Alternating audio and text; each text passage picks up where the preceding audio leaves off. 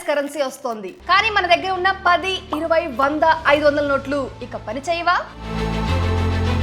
RBI తీసుకొచ్చిన digital rupee అంటే అసలేంటి? ఇది ఫోన్ పే, గూగుల్ పే కంటే కొత్తదా, లేక బిట్ కాయిన్ లాంటి క్రిప్టో కరెన్సీనా? దీన్ని ఎలా ఉపయోగించాలి? ఎంత సేఫ్? భవిష్యత్తులో యూపీఐని కూడా రీప్లేస్ చేస్తుందా? ఇలాంటి ప్రతి సందేహానికి ఈ వీడియోలో క్లియర్ ఆన్సర్ చెప్పబోతున్నాను. కాబట్టి వీడియోని చివరి వరకు స్కిప్ చేయకుండా చూడండి. మీలో ఇంకా ఎవరైనా మన ఛానల్ని కొత్తగా చూస్తున్నా లేదా సబ్స్క్రైబ్ చేసుకోకుండా చూస్తున్నట్లయితే బాస్వాలా డైలీ తెలుగు ఛానల్ని సబ్స్క్రైబ్ చేసుకోండి.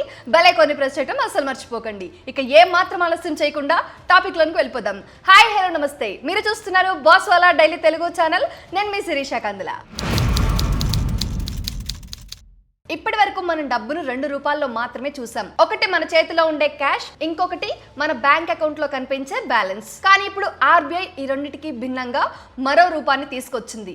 అదే ఈ రూపీ లేదా డిజిటల్ రూపీ. ఈ పేరు వినగానే చాలా మంది ఇది కూడా ఫోన్ పే లాంటిదేనా, గూగుల్ పేకి పోటీగా వచ్చిందా, బిట్ కాయిన్ లాగానే డిజిటల్ మనీనా అని అనుకుంటున్నారు. కానీ నిజానికి ఇవేవి కాదు.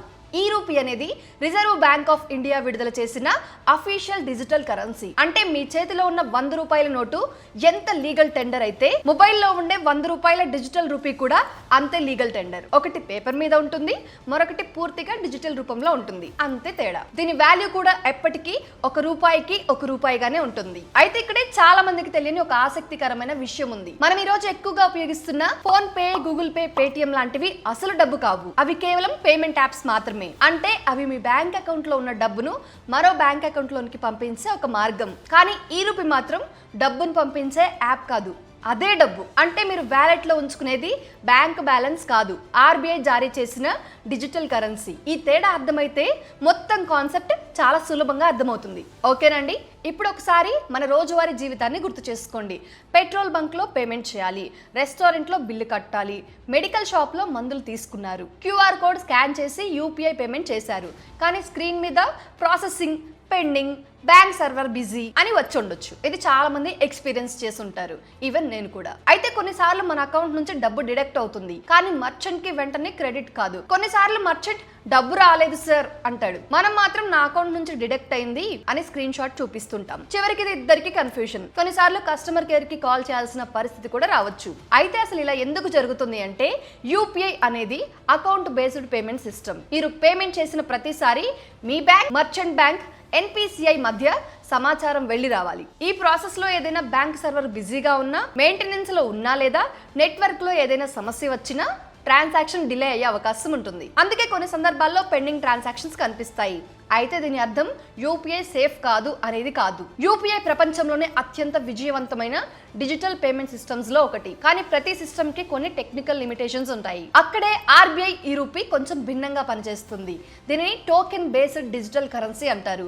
అంటే మీరు ముందుగానే మీ బ్యాంక్ అకౌంట్ నుంచి కొంత అమౌంట్ ను ఈ రూపీ వ్యాలెట్ లోనికి లోడ్ చేసుకుంటారు. ఆ తర్వాత పేమెంట్ చేసే సమయంలో ప్రతి ట్రాన్సాక్షన్ కి బ్యాంక్ నుంచి మళ్ళీ అప్రూవల్ తీసుకోవాల్సిన అవసరం ఉండదు. మీరు పాకెట్ లో క్యాష్ తీసుకెళ్లి షాప్ లో ఇచ్చినట్లే ఇక్కడ వ్యాలెట్ లో ఉన్న డిజిటల్ కరెన్సీని మర్చెంట్ కి ట్రాన్స్ఫర్ చేస్తారు. అందుకే చాలా మంది దీనిని డిజిటల్ క్యాష్ అని కూడా పిలుస్తున్నారు. ఇప్పుడు చాలా మంది మనసులో ఉన్న పెద్ద సందేహం, డిజిటల్ రూపీ అంటే క్రిప్టో కరెన్సీనే కదా అని. ఎందుకంటే డిజిటల్ అనే పదం వినగానే చాలా మందికి బిట్ కాయిన్, ఇథేరియం లాంటివి గుర్తుకొస్తాయి. కానీ నిజానికి ఈ రెండింటికి చాలా పెద్ద తేడా ఉంది. బిట్ కాయిన్ అనేది ఏ దేశ ప్రభుత్వం కూడా జారీ చేయదు.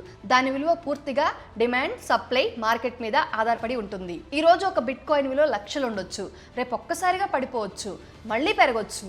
అందుకే చాలా మంది దాన్ని ఇన్వెస్ట్మెంట్ గా చూస్తారు. కానీ ఈ రూపీ విషయంలో అలాంటిది ఏమీ లేదు. ఇది మన దేశ సెంట్రల్ బ్యాంక్ అయిన ఆర్బీఐ జారీ చేసే సెంట్రల్ బ్యాంక్ డిజిటల్ కరెన్సీ. ఒక డిజిటల్ 100 రూపాయలు అంటే ఎప్పటికీ 100 రూపాయలే, 500 అంటే 500. దీనిలో ప్రాఫిట్, లాస్, ట్రేడింగ్, ఇన్వెస్ట్మెంట్ అనే కాన్సెప్ట్స్ అస్సలు ఉండవు. ఇది కేవలం మనం రోజు ఉపయోగిస్తున్న రూపాయికి మరో డిజిటల్ రూపం మాత్రమే. అయితే ఇంకో విషయాన్ని కూడా చాలా మంది తప్పుగా అర్థం చేసుకుంటున్నారు. సోషల్ మీడియాలో ఇది బ్లాక్ చైన్ మీద నడుస్తుంది కాబట్టి బిట్ కాయిన్ లాగానే ఉంటుంది అని చెబుతున్నారు. కానీ అది పూర్తిగా సరైన పోలిక కాదు.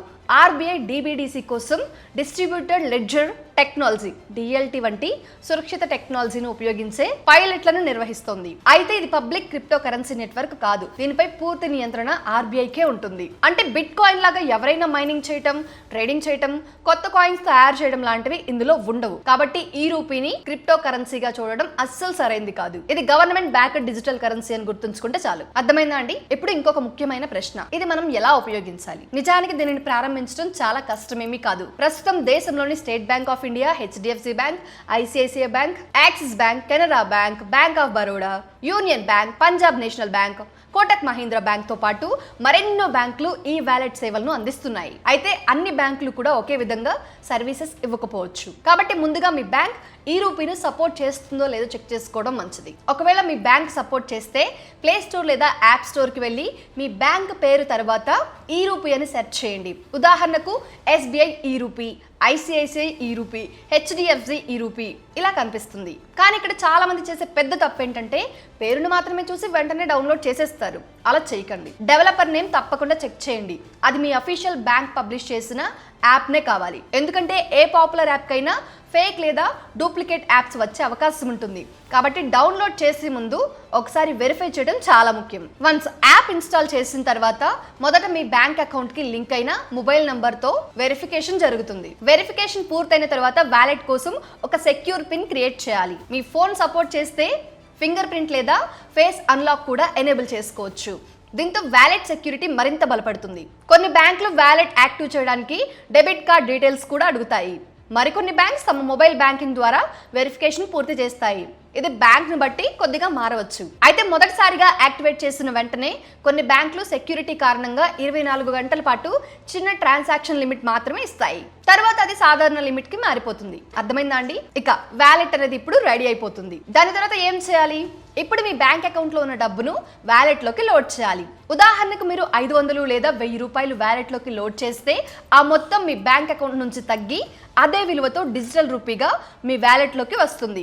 కొన్ని బ్యాంకుల యాప్స్ లో అది మొత్తం బ్యాలెన్స్ గా మాత్రమే కనిపిస్తుంది. మరికొన్ని యాప్స్ లో 10 రూపాయలు, 20 రూపాయలు, 50 రూపాయలు, 100 రూపాయలు, 200 రూపాయలు, 500 రూపాయలు వంటి డిజిటల్ డినామినేషన్స్ కూడా చూపించవచ్చు.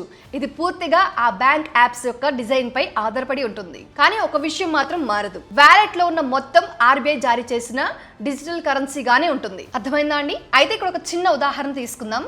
మీ వాలెట్ లో 500 రూపాయలు ఉంది అనుకుందాం. మీరు ఒక షాప్ కి వెళ్ళి 180 రూపాయల బిల్ పే చేయాలి. మీరు పేమెంట్ చేసిన వెంటనే వాలెట్ లో మిగిలిన మొత్తం అలాగే ఉంటుంది. కొన్ని యాప్స్ లో అది బ్యాలెన్స్ రూపంలో కనిపిస్తుంది. మరికొన్ని యాప్స్ లో వేరు డినామినేషన్స్ గా కనిపించవచ్చు. ఈ ఎక్స్పీరియన్స్ అనేది మీరు ఏ బ్యాంక్ యొక్క యాప్ ని వాడుతున్నారు అనే దానిపై ఆధారపడి ఉంటుంది. కానీ మీకు ప్రత్యేకంగా ఏం చేయాల్సిన అవసరం ఉండదు. మొత్తం ప్రాసెస్ చాలా సింపుల్ గా ఉంటుంది. అయితే ఇక్కడ ఇంకో సందేహం రావచ్చు.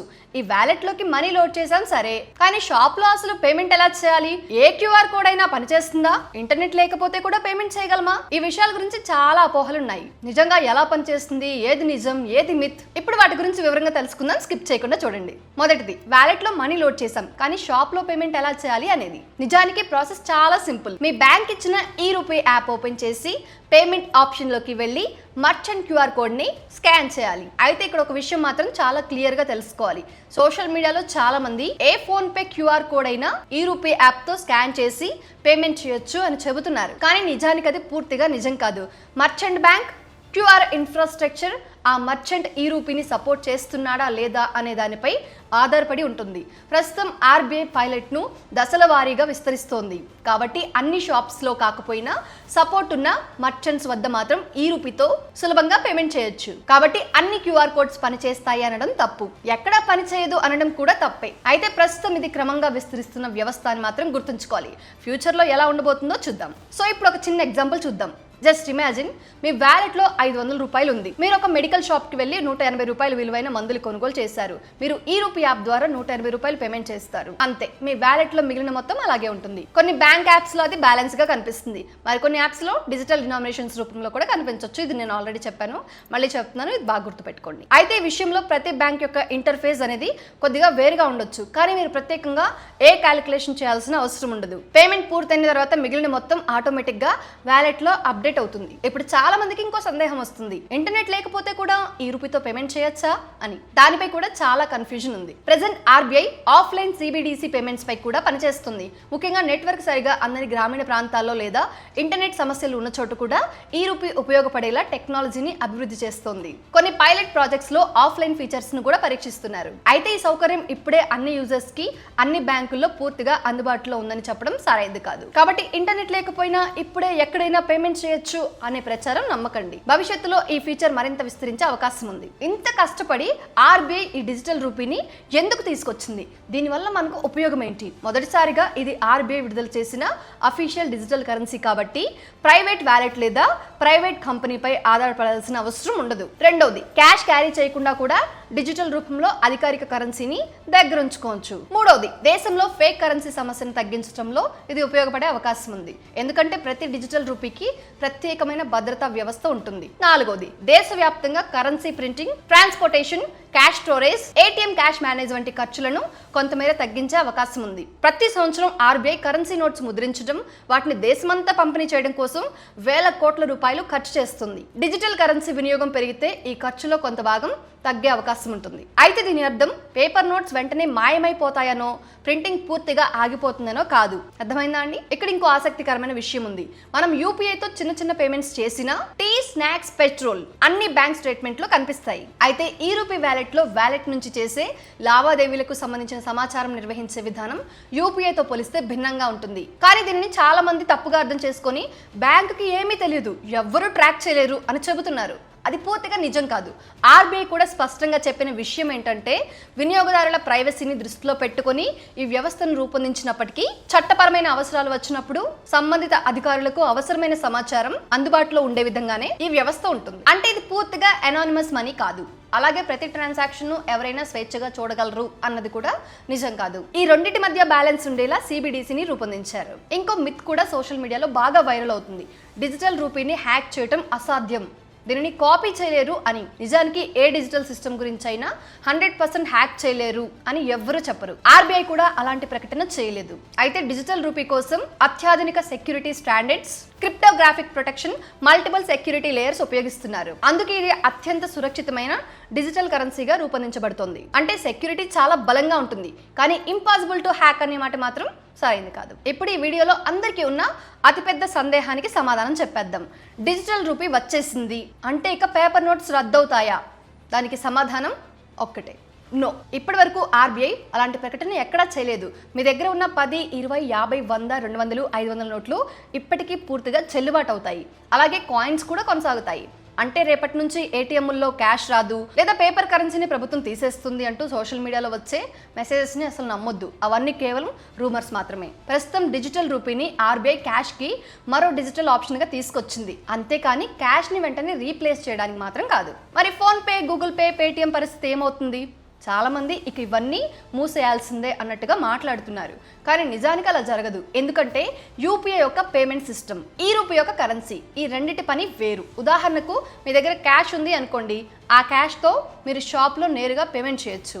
అదే డబ్బు బ్యాంక్ అకౌంట్లో ఉంటే యూపీఐ ద్వారా పంపొచ్చు. ఇప్పుడు డిజిటల్ రూపీ కూడా ఆ జాబితాలో మరో ఆప్షన్ మాత్రమే. అందుకే ఫ్యూచర్లో క్యాష్, యూపీఐ, ఈ రూపీ ఈ మూడు కూడా మన అవసరాన్ని బట్టి కలిసి ఉపయోగించే అవకాశమే ఎక్కువగా కనిపిస్తుంది. నిజానికి ప్రపంచంలోని చాలా దేశాలు కూడా ఇప్పుడు సెంట్రల్ బ్యాంక్ డిజిటల్ కరెన్సీలపై పనిచేస్తున్నాయి. చైనా ఇప్పటికే డిజిటల్ యువాన్ని పెద్ద ఎత్తున పరీక్షించింది. European Union, United Kingdom, Australia, Japan లాంటి దేశాలు కూడా తమ డిజిటల్ కరెన్సీ ప్రాజెక్ట్స్ పై రీసెర్చ్ చేస్తున్నాయి. భారతదేశంలో కూడా ఆర్బీఐ 2022లో పైలట్ ప్రాజెక్ట్ ప్రారంభించింది. అప్పటి నుంచి దశల వారీగా కొత్త బ్యాంక్స్, కొత్త యూజర్స్, కొత్త ఫీచర్స్ ను జోడిస్తూ ఈ వ్యవస్థను విస్తరిస్తోంది. అంటే ఇది ఒక్క రోజులో అందరికీ వచ్చేసే టెక్నాలజీ కాదు, అలాగే ఒక్క రోజులో మాయమైపోయే ప్రాజెక్ట్ కూడా కాదు. ఇది చాలా లాంగ్ టర్మ్ విజన్ తో రూపొందిస్తున్న డిజిటల్ పేమెంట్ ఇన్ఫ్రాస్ట్రక్చర్. అయితే ఇక్కడ ఒక విషయం మనం గుర్తుంచుకోవాలి. 2016లో యూపీఐ మొదట వచ్చినప్పుడు కూడా చాలా మంది ఇది ఇండియాలో వర్క్ అవ్వదు, క్యాష్ ఎక్కింగ్ అన్నారు. చిన్న షాప్ ఓనర్స్ కూడా మొదట భయపడ్డారు. కానీ ఈరోజు పరిస్థితి చూస్తే టీ స్టాల్ నుంచి వెజిటేబుల్ షాప్ వరకు, ఆటో డ్రైవర్ నుంచి పెద్ద షాపింగ్ మాల్ వరకు క్యూఆర్ కోడ్ లేకుండా బిజినెస్ చేయడం కూడా కష్టమైపోయింది. అంటే టెక్నాలజీని ప్రజలు అంగీకరించడానికి కొంత సమయం పడుతుంది. అదేవిధంగా డిజిటల్ రూపీ విషయంలో కూడా మొదట్లో చాలా మందికి సందేహాలు ఉండడం సహజమే. కానీ దీనిని ఎలా ఉపయోగించాలి, ఎక్కడ ఉపయోగించాలి, దాని లిమిటేషన్స్ ఏంటి అనే విషయాలు తెలుసుకుంటూ వెళ్తే భవిష్యత్తులో ఇది కూడా మన రోజువారీ జీవితంలో ఒక భాగమయ్యే అవకాశం ఉంటుంది. అయితే ఒక విషయం మాత్రం ఎప్పుడు గుర్తుంచుకోండి, డిజిటల్ రూపీ గురించి వాట్సాప్, ఫేస్బుక్, యూట్యూబ్ షార్ట్స్ లో వచ్చే ప్రతి సమాచారాన్ని నమ్మేకండి. క్యాష్ క్యాన్సిల్ అయిపోతుంది, యూపీఐ ఉండదు, ప్రభుత్వం మీ డబ్బు మొత్తం డిజిటల్ రూపీగానే మార్చేస్తుంది, ఇలాంటి వార్తలకు ఇప్పటి వరకు ఆర్బీఐ నుంచి ఎలాంటి అధికారిక ప్రకటన లేదు. కాబట్టి ఇలాంటి ముఖ్యమైన విషయాల్లో ఎప్పుడు ఆర్బీఐ లేదా మీ బ్యాంక్ ఇచ్చే అఫీషియల్ ఇన్ఫర్మేషన్ ని నమ్మండి. అర్థమైందా అండి? మొత్తానికి ఈ వీడియోలో మనం ఏం తెలుసుకుందాం?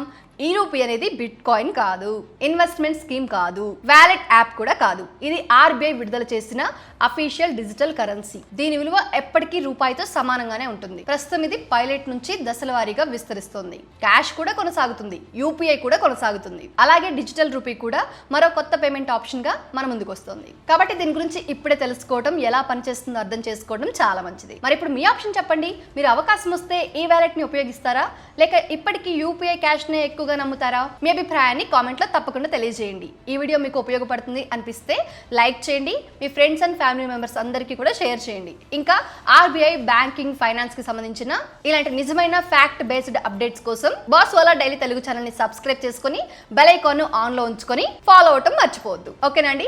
సో ఇది వాళ్ళ మన అప్డేట్. ఈ అప్డేట్ మీ అందరికీ ఉపయోగపడుతుంది అనుకుంటున్నాను. ఇలాంటి మరొక సరికొత్త ఇంట్రెస్టింగ్ అండ్ యూస్ఫుల్ అప్డేట్ తో మళ్ళీ ముందుకు వస్తాను. అప్పటి వరకు stay tuned to Boss Wala daily Telugu channel. Signing off, Sirisha Kandula. Brand partnerships and advertising enquiries కోసం brand@bosswala.com కి ఈమెయిల్ చేయండి లేదా 9108014192కి వాట్సాప్ చేయండి. Boss Wala. Be the boss.